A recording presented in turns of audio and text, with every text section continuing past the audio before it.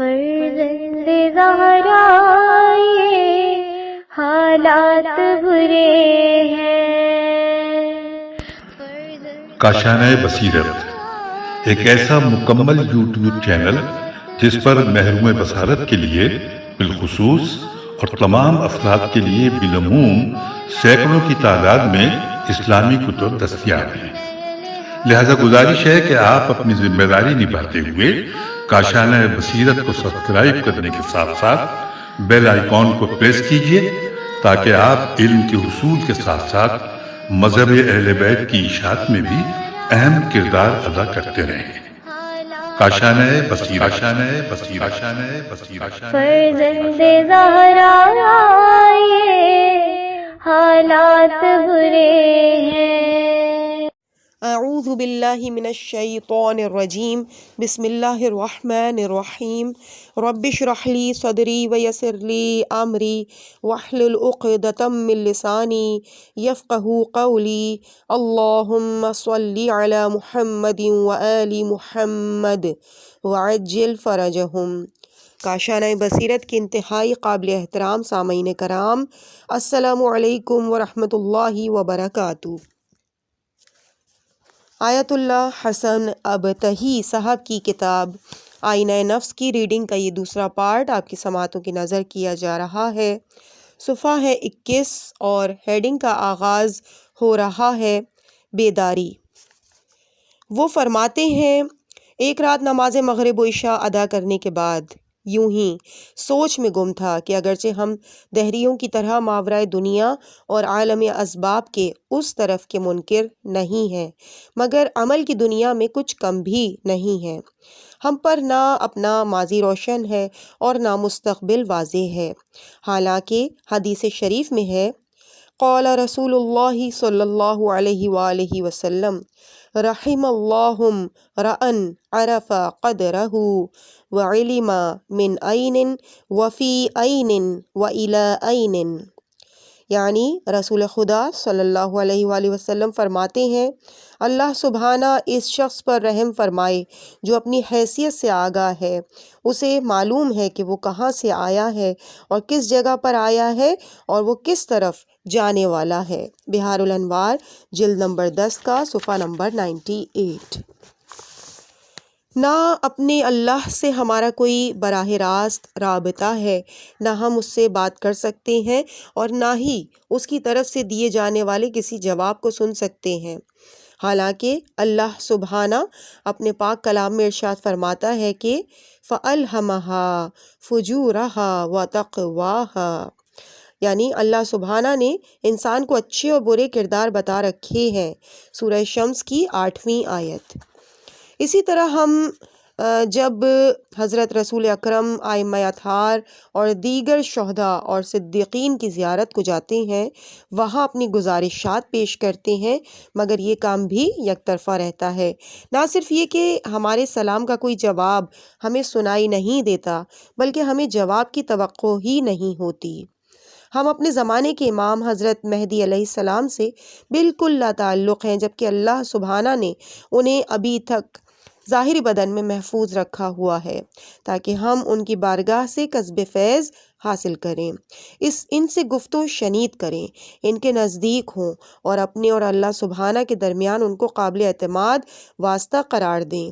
حد یہ ہے کہ اگر کوئی شخص آپ سے ملاقات کا دعویٰ کرے تو سب اس کو جھٹلاتے ہیں۔ ہم صرف عادت کی حد تک نمازی ہیں، نہ ہماری نماز ہمیں اللہ سبحانہ کے قریب کرتی ہے اور نہ ہی ہم اللہ سبحانہ کے نزدیک ہونے کے مفہوم کو سمجھتے ہیں، جبکہ مستند حدیث شریف ہے کہ الصلاۃ قربان کل تقی، نماز ہر متقی مسلمان کو اللہ سبحانہ کے قریب کر دیتی ہے۔ بحار الانوار جلد نمبر 10 کا صفحہ نمبر 11۔ نہ ہماری نماز ہمیں معراج پر لے جاتی ہے اور نہ ہی ہم معراج علو کے مفہوم سے آگاہ ہیں، جبکہ حضرت رسول اکرم صلی اللہ علیہ وآلہ وسلم نے فرمایا، الصلاۃ معراج المؤمن، نماز مومن کی معراج ہے۔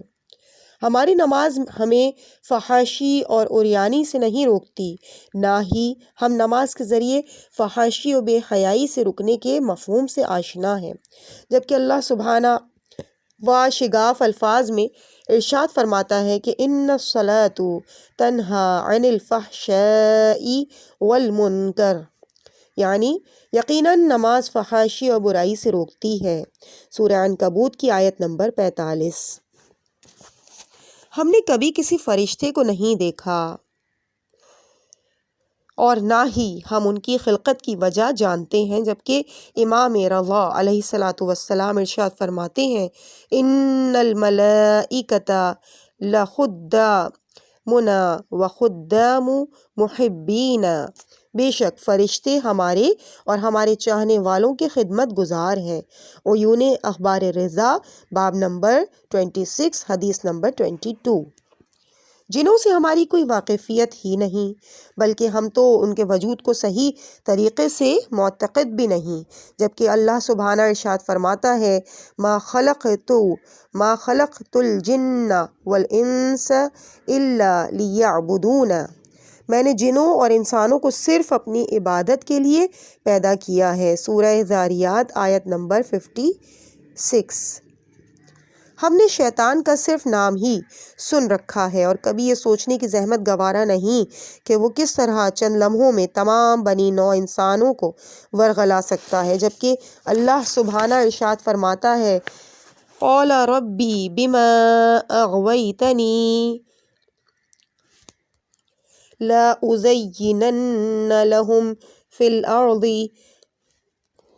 وَلَأُغْوِيَنَّهُمْ أَجْمَعِينَ، شیطان بولا تو نے مجھے رائندہ درگاہ قرار دے دیا، اب میں دنیا کو انسانوں کے سامنے پرکشش صورت میں پیش کروں گا اور سب کو بہکاؤں گا۔ سورہ حجر آیت نمبر 40۔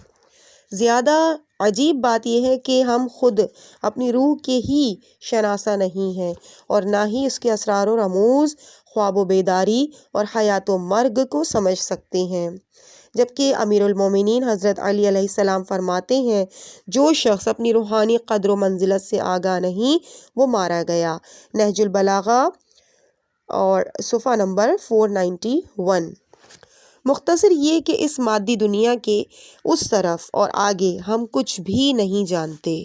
اس رات میں نے مذکورہ بالا مسائل پر خاصا غور و خوض کیا کہ ایسا کیوں ہے، کافی دیر انہی خیالات کے طوفان میں گھرا رہا، میرے ذہن پر اس قدر دباؤ بڑھا کہ اگر تھوڑی دیر اور یہی کیفیت رہتی تو شاید میں چیختا ہوا گلی میں نکل جاتا اور اپنی ساکھ کھو بیٹھتا۔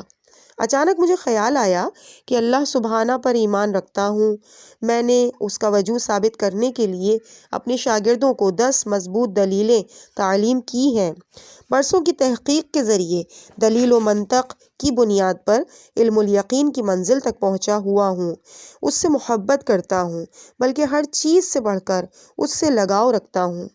اس نے بھی ہمیشہ مجھے اپنے لطف و کرم سے نوازا ہے، کیوں نہ ان فکری مشکلات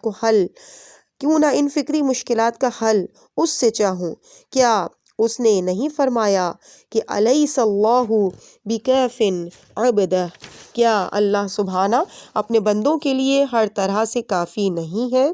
سورہ الزمر آیت نمبر 36۔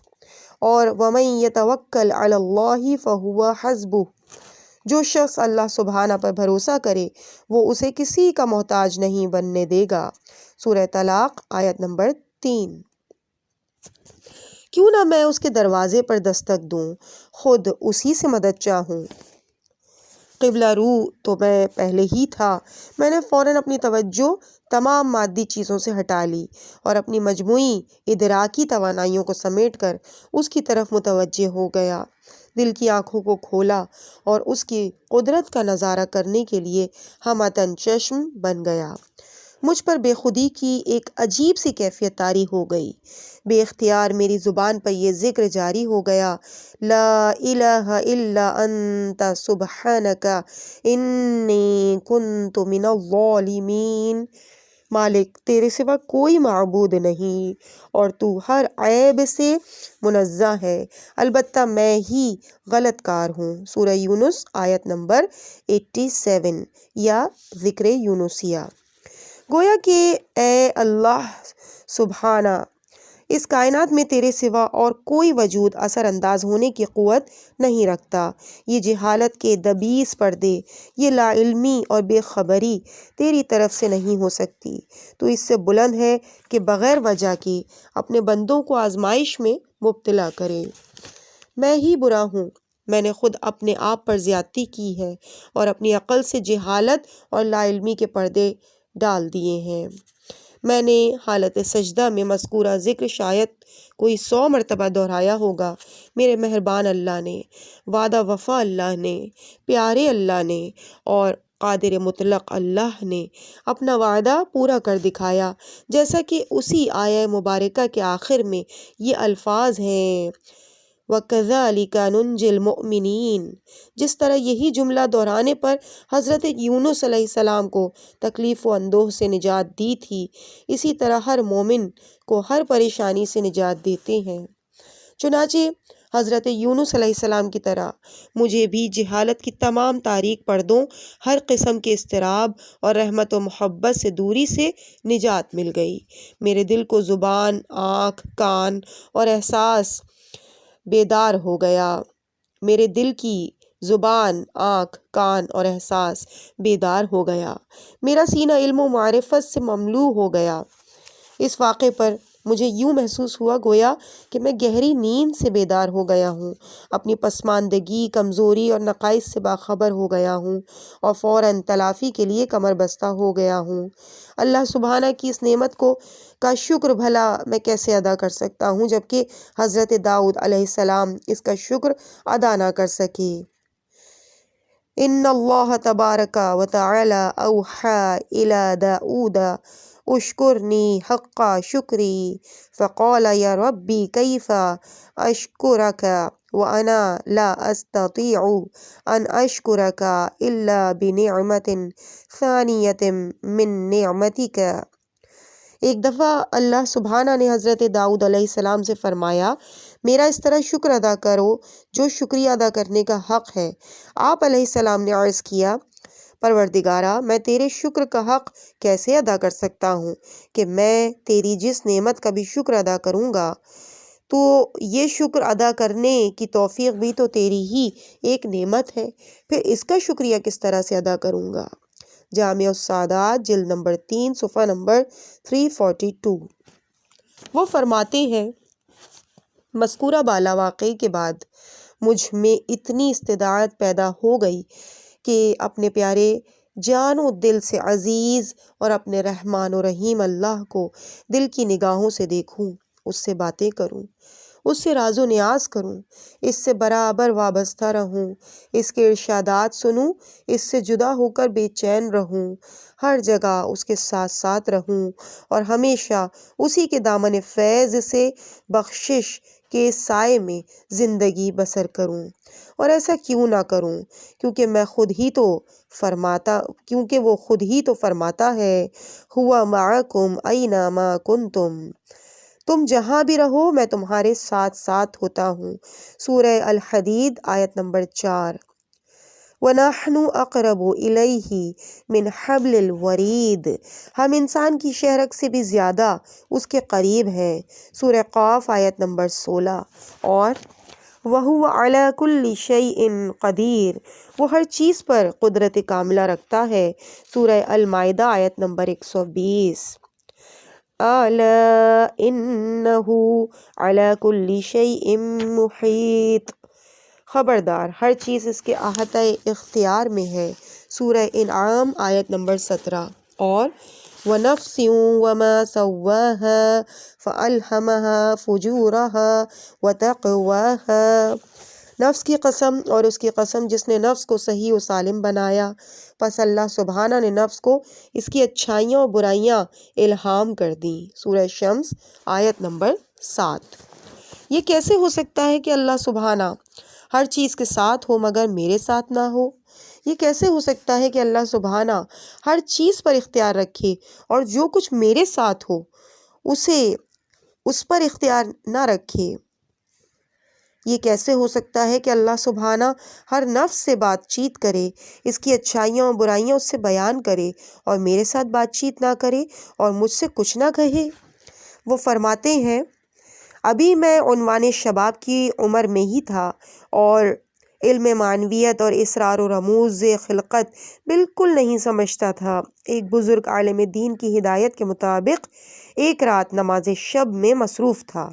شاید آخری سجدے میں مجھ پر نیند کا غلبہ ہوا۔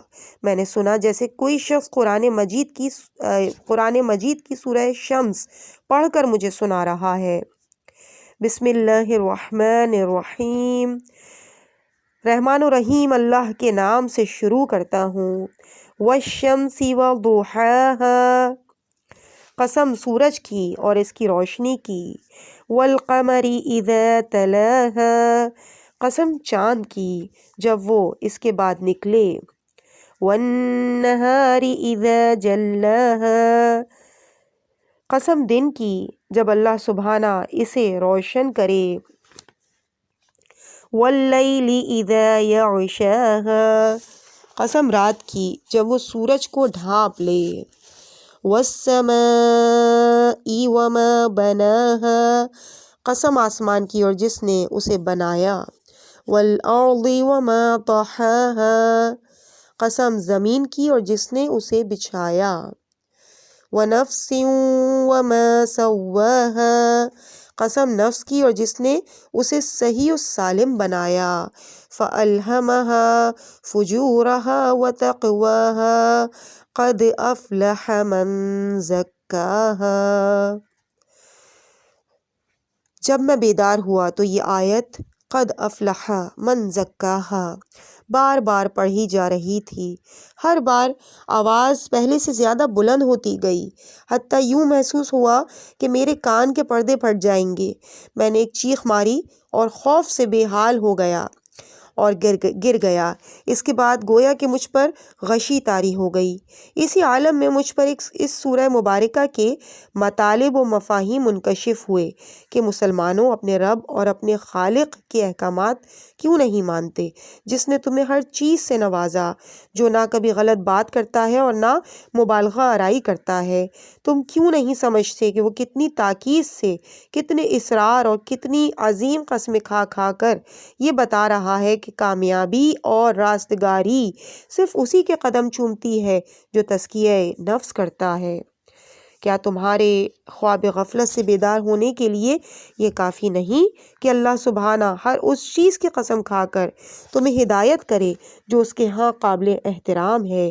والشمسی، سورج کی قسم یعنی حضرت رسول اکرم صلی اللہ علیہ وآلہ وسلم کی قسم۔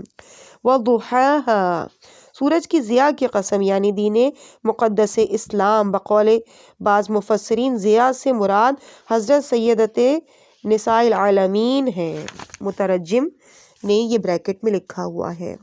والقمر اذا تلاها، چاند کی قسم جو سورج کے بعد نکلتا ہے، یعنی امیر المومنین حضرت علی علیہ السلام کی قسم جو اپنے آپ کو حضور اکرم کے غلاموں میں سے ایک غلام سمجھتے ہیں۔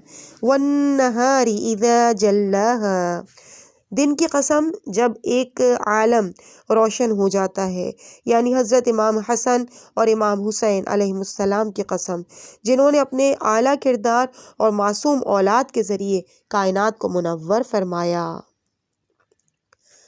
عن ابی عبداللہ علیہ السلام قال والشمس وضحاها والقمر اذا تلاها والنهار اذا جلاها، یعنی رسول اللہ ودینہ وامیر المؤمنین والحسن والحسین علیہم الصلاۃ والسلام، یعنی حضرت ابا عبداللہ امام جعفر صادق علیہ السلام فرماتے ہیں، والشمس مراد حضرت رسول اکرم صلی اللہ علیہ وآلہ وسلم ہے، اور ضحاها سے مراد ان کا دین اسلام ہے۔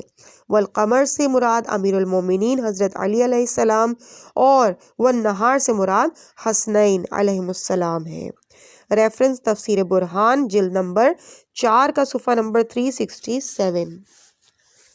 وہ فرماتے ہیں، ایک رات اپنے اس استاد کی ہدایات کے مطابق جنہوں نے مجھے اپنی روح بدن سے الگ کرنے کا طریقہ سکھایا تھا، میں نے روح الگ کرنے کے تمام انتظامات مکمل کر لیے، بستر میں دراز ہو کر لیٹ گیا تھا اور اپنے اوپر لحاف اچھی طرح اوڑھ لیا تھا۔ ابھی میری آنکھیں کھلی ہی تھیں کہ اچانک ایسا محسوس ہوا کہ میرے پاؤں کی طرف والا دھڑ ہلکا ہو رہا ہے جبکہ سر اور سینہ بہت بھاری۔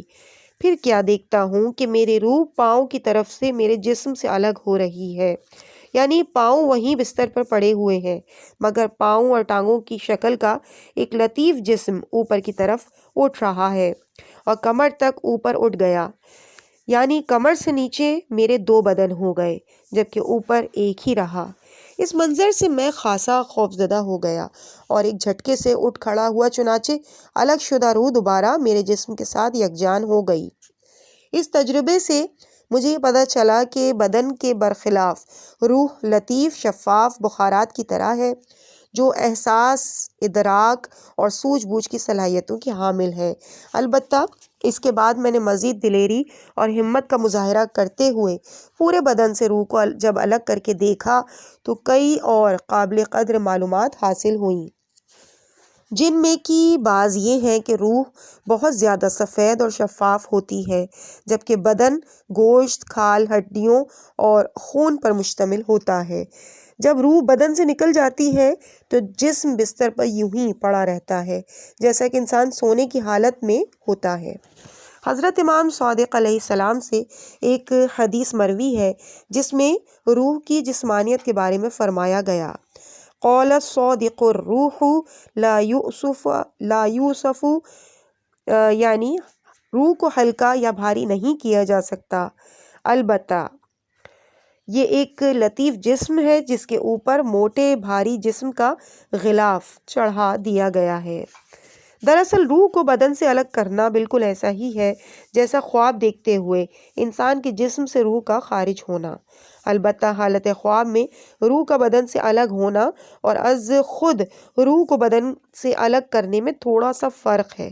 پہلی صورت میں روح کا بدن سے نکلنا اور دوبارہ داخل ہونا انسان کے اختیار میں نہیں، جبکہ دوسری صورت میں انسان کے اختیار میں ہوتا ہے اور اسے معلوم ہو جاتا ہے کہ کب روح نکل گئی اور کب واپس آئی۔ مزید برآں روح کے اخراج کے بعد روح جو دیکھتی ہے یا سمجھتی ہے، انسان کو بالکل ایسا ہی محسوس ہوتا ہے جیسے روح کے بدن میں ہونے کی صورت میں محسوس ہوتا ہے، اور انسان اسے آسانی سے بھول بھی نہیں سکتا۔ میری روح اعلیٰ صفات اور وسیع معلومات کی حامل تھی، البتہ ان دنوں مجھے معلوم نہیں ہو سکا کہ یہ صفات اور معلومات اس نے کیسے حاصل کی، مگر ان صفات و معلومات کے ساتھ ساتھ کچھ صفات رذیلہ اور بری خواہشات بھی تھیں جو میں نے تھوڑی سی سوچ بچار کے بعد ہی معلوم کر لیا کہ بدن میں آنے کے بعد اور کچھ عالم زر سے اس میں پیدا ہو گئی تھیں۔ یہ بھی مجھے پتہ چل گیا کہ اگر روح چاہتی ہے تو آسمانی کمالات کی طرف پرواز کرے تو اسے ان بری خواہشات اور گھٹیا صفات کو اپنے سے دور کرنا ہوگا، یعنی اپنا تزکیہ کرنا ہوگا، وگرنہ یہ بری صفات مقناطیس کی طرح اسے دنیا اور مادے کی طرف کھینچتی رہیں گی۔ چنانچہ اکثر و بیشتر میں روح کو بدن سے الگ کرنے کے بعد زیادہ دیر باہر نہ رکھ سکا، کیونکہ میری روح تزکیہ یافتہ نہ تھی، اس لیے بدن کی طرف جلدی لوٹ آتی تھی۔ وہ فرماتے ہیں کہ میرا یہ معمول تھا کہ ہر رات سونے سے کوئی آدھ گھنٹہ پہلے بارگاہ چہاردہ معصومین علیہم السلام میں حاضر ہوتا اور اپنی ناقص زبان و کلام سے باری باری ہر ایک معصوم کی خدمت میں سلام عقیدت عرض کرتا، یعنی سب سے پہلے حضرت رسول اکرم صلی اللہ علیہ وآلہ وسلم کی بارگاہ میں حاضر ہوتا، بالکل اسی طرح جیسے آپ کی حیات ظاہری کے زمانے میں کوئی ہو اور بآواز بلند کہے سلام علیکم یا رسول اللہ، پھر دست بوسی کے لیے جھکے، پھر عرض حال اور اظہار محبت اور عقیدت کے لیے چند کلمات کا رد و بدل کرے وغیرہ وغیرہ۔ پھر حضرت امیر المومنین علیہ السلام کی بارگاہ میں حاضر ہوتا، اسی طرح ایک ایک کر کے تمام ائمہ معصومین کی بارگاہ میں حاضری دیتا، حتیٰ کہ کائنات کی روح رواں حضرت بقیت اللہ العظمی امام مہدی آخر الزماں روحی و ارواح العالمین لتراب الفدا کی بارگاہ میں پہنچ جاتا۔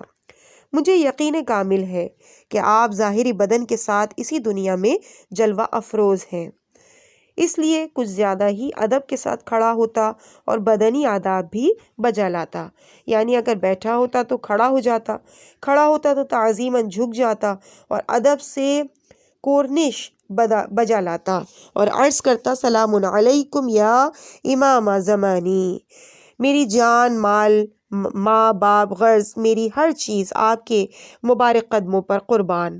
کبھی تو میں ایسے میں زمین پر گر جاتا گویا کہ حضور کی قدم بوسی کر رہا ہوں اور اپنی ناقص گزارشات پیش کر رہا ہوں، اور اس وقت تک اسی حالت میں رہتا جب تک آپ کا لطف و کرم سے بھرپور جواب میرے دل کو الہام نہ ہو جاتا۔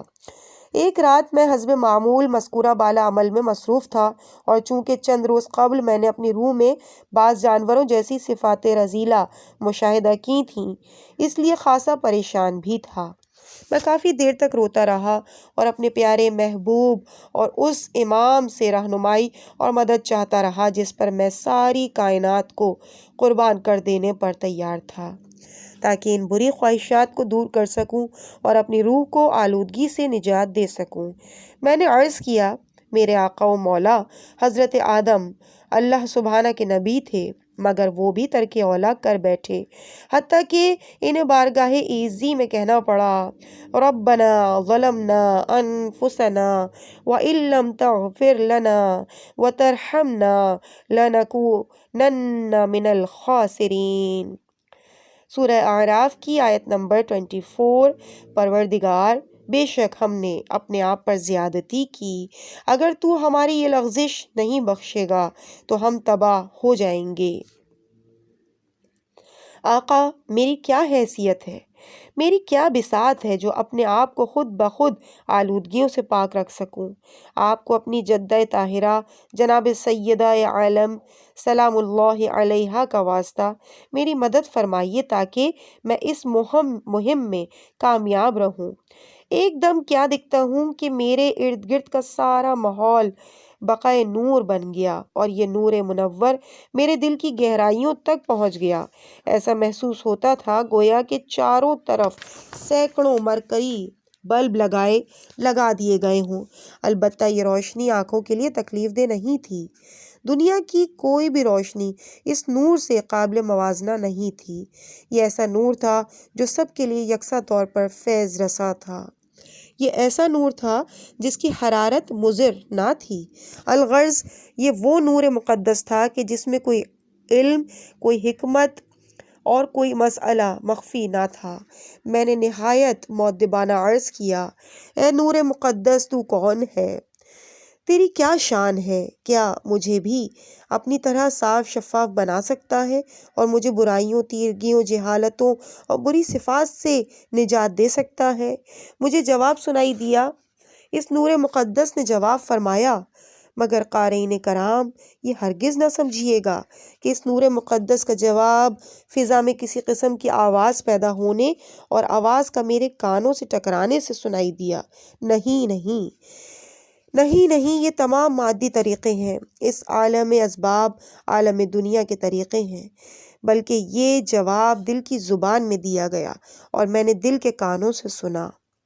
اللہ سبحانہ نے مجھے تیری اور دنیا میں تیرے جیسے دیگر انسانوں کی ہدایت کے لیے ہی تو خلق کیا ہے۔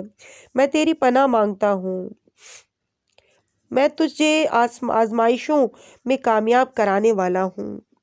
یہ جواب دعائے ندبہ کے مندرجہ ذیل جملوں کے عین مطابق تھا۔ این السبب المتصل بین الارض والسماء، کون ہے جو زمین کے رشتے آسمان سے جوڑنے والا ہے، جس کو ہمارے لیے محافظ اور پناہ گاہ خلق کیا گیا ہے۔ البتہ میری مدد حاصل کرنے سے پہلے تمہارے لیے ضروری ہے کہ مجھے اور اپنے آپ کو پہچانو، اپنی روح اور نفس کو پہچانو، تاکہ جلدی اپنے نفس کا تزکیہ کر سکو۔ اگر تم نے مجھے بطور استاد نہ جانا اور اپنی شرعی ذمہ داریاں پوری نہ کی، یعنی اپنے سبق کو نہ پڑھا، یاد نہ کیا، تو پھر تمہاری اصلاح مشکل ہے۔ یہاں تک کہ میں نے سنا تھا کہ رابطہ منقطع ہو گیا، میں اس کی وجہ سے سمجھ گیا، کیونکہ میں اپنی توجہ مرکوز نہ رکھ سکا اور اپنی روحانی آلودگی کی وجہ سے اس سے زیادہ اس عصمت و طہارت کے معراج کے ساتھ منسلک نہ رہ سکا۔ قارئین کرام، آپ تو جانتے ہی ہیں کہ ایسے مواقع پر انسان کی کیفیت کیا ہوتی ہے۔ میں خواب غفلت سے جاگ اٹھا تھا، مجھے پل بھر میں بھی قرار نہ تھا، برابر روئے چلے جا رہا تھا۔ میری کوشش تھی کہ جس طرح بھی ہو ان گندگیوں سے نجات پاؤں۔ میری جگہ اگر آپ ہوتے یا ابھی اس کتاب کو پڑھتے ہوئے اس کیفیت کا تصور کریں تو آپ کی حالت بھی مجھ سے کچھ مختلف نہیں ہوگی۔ آپ کی حالت بھی ایسی کیوں نہ ہو، آپ بھی تو قرآن مجید پر ایمان رکھتے ہیں اور آپ بھی عقل رکھتے ہیں۔ یہ بھی کیا ضروری ہے کہ انسان ہمیشہ مادیت اور حیوانیت کی اتھاہ گہرائیوں میں گرا رہے؟ کیا انسان مرتے دم تک خواب غفلت میں پڑا رہے؟ کیا اللہ سبحانہ نے انسان کو اپنے لیے، اپنے ساتھ راز و نیاز کرنے کے لیے اور اپنے ساتھ روابط بڑھانے کے لیے پیدا نہیں کیا؟ وَمَا خَلَقْتُ الْجِنَّ وَالْإِنسَ إِلَّا لِيَعْبُدُونَ، میں نے جن و انس کو صرف اپنی عبادت کے لیے ہی پیدا کیا ہے۔ کہ نص سری کے تحت کیا اللہ سبحانہ نے انسان کو اپنی عبادت کے لیے پیدا نہیں کیا؟ پس ان واضح قرائن اور براہین کے باوجود یہ غفلت کیوں، یہ لاپرواہی کیوں، نفس کی پاکیزگی اور تزکیے سے لاپرواہی کیوں؟ اللہ سبحانہ ہم سب کو خواب غفلت سے بیدار فرمائے، آمین۔ انہوں نے فرمایا، اسی طرح کئی روز گزر گئے، میں اپنے روحانی پسماندگی اور صفات رذیلہ کی موجودگی پر آنسو بہا رہا تھا۔ میں بہت رنجیدہ اور دل گرفتہ تھا، سمجھ نہیں آ رہا تھا کہ کیا کروں۔ ایک رات میں نے کیا کیا، اپنے کمرے کی دری کا ایک کونا اٹھایا، اپنے چہرے کو زمین پر رکھا، اپنے گناہوں کی معافی مانگی اور گڑ گڑا کر توبہ استغفار کیا۔ مختصر یہ کہ اتنا رویا کہ زمین میرے آنسوؤں سے تر ہو گئی۔ ایک دم کیا دیکھتا ہوں کہ ایک بیابان جنگل ہے، مجھے پابا زنجیر کر رکھا ہے اور ہاتھوں میں ہتھکڑیاں ہیں اور مجھے زمین پر زور سے پھینک دیا گیا ہے۔ طوق و سلاسل کا بوجھ اس قدر ہے کہ میں اپنی جگہ سے اٹھ نہیں سکتا۔ ایسے میں حضرت امیر المومنین علیہ السلام کی تعلیم کردہ دعائے کمیل کا یہ جملہ معاً میری زبان پر آ گیا، میرے گناہوں کے بوجھ نے مجھے زمین گر کر رکھا ہے۔ بہت زیادہ پریشان ہو گیا۔ اسی حال میں چند دفعہ بآواز بلند یا صاحب الزمان کی فریاد میرے منہ سے نکلی۔ کچھ ہی لمحوں کے بعد ایسا محسوس ہوا کہ آپ علیہ السلام کا وجود ذی جود کہیں میرے آس پاس موجود ہے، مگر میری بصارت بالکل کام نہیں کر رہی تھی کہ آپ کی زیارت سے مشرف ہو سکوں۔ اس وقت میری حالت ان اشعار کی مجسم تصویر تھی: میرے محبوب خود مجھ سے زیادہ میرے نزدیک ہے، مگر تعجب کی بات ہے کہ میں اب بھی اس سے دور ہوں۔ میں نے عرض کیا، کسی نہ کسی دن تو آپ کی بارگاہ میں حاضر ہو ہی جاؤں گا۔ فرمایا، غور سے دیکھو، شاید کہ تم پہنچ ہی گئے ہو۔ یا بقول حافظ رحمت اللہ، تو خود حجاب خودی حافظ از میاں برخیز، یعنی حافظ تو خود ہی اپنے آپ پر پڑے پردے ہٹا دے۔ میں نے عرض کیا میرے آقا، میرے مولا، میرے سردار، آپ کے نقش قدم پر تمام اہل دنیا قربان، آپ تو میری مدد فرمائیں، کم از کم ان زنجیروں سے تو چھڑوا دیں، کیونکہ اس بوجھ کے ساتھ اگر میں علو و رفت کی طرف جانا بھی چاہوں تو ہرگز نہیں جا سکوں گا۔ اچانک سنتا ہوں کہ مجھے حکم دیا گیا کہ صحیفہ سجادیہ کی 8ویں دعا یا من تحل بہ عقدۃ مکاری پڑھو۔ میں نے فوراً بیٹھ کر پڑھنا شروع کر دیا، اور جب وقت زوال ہوا لفظ القدوس کو 170 مرتبہ پڑھا۔ کیا دیکھتا ہوں کہ وہ زنجیریں، ہتھ کڑیاں وغیرہ سب کچھ اتار دیا گیا۔ حضرت امام علی رضا علیہ السلام نے فرمایا، جو شخص ہر روز وقت زوال لفظ القدوس کو 170 مرتبہ پڑھے اس کا دل ہر آلائش سے پاک ہو جائے گا اور وہ شیاطین کے وسوسوں سے محفوظ رہے گا۔ عزیز سامعین، اس مقام پہ الحمدللہ ہم پہنچ چکے ہیں، اور انشاءاللہ ہم اس سے آگے کی ریڈنگ آپ کے سامنے اگلے پارٹ میں پیش کریں گے۔ صفحہ 38 کا آغاز ہو چکا ہے، اور اگلی جو ہیڈنگ ہوگی وہ ہے استاد ضروری ہے۔ مجھے اپنی دعاؤں میں یاد رکھیے گا۔ والسلام علیکم ورحمۃ اللہ وبرکاتہ۔